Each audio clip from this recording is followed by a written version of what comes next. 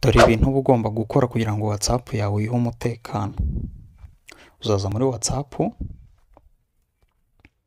nuza muri WhatsApp, uzara hejuru mu nguni, ujya muri setting, uza hano handitse account.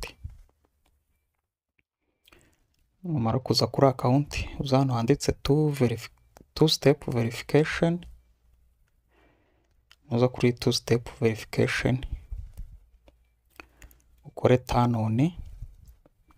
Numara gukora turn on, ushyiremo imibare 6, wongere uyikonfaminge.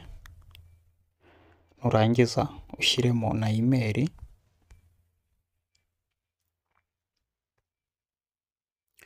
wongere nayo uyikonfaminge, ukore save. Uno kuvuga ngo two step verification ishobora kugufasha kwa kundi umuntu ashobora gufata nka namba yawe akajya kuyiregistaringa mu yindi telefoni. Icyo gihe bazamusaba pin washyizemo, kubera ari wowe uzaba uyizi wenyine. Icyo gihe ntazabasha kubishobora. Ikindi kintu wakora ni ukujya hano muri privacy. Amara kujya hano muri privacy, ukaba waza muri hano handitse ngo fingerprint lock. Noneho kano kantu ka hano ukagafungura. Mara kugafungura bagusaba fingerprint, uyishyiramo ukayemeza.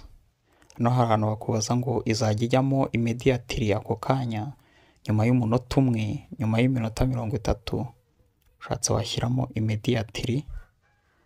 Noneho ubu ngubu iba yagezemo. Hano kuvuga ngo tuvuye muri WhatsApp tukongera tugasubiramo,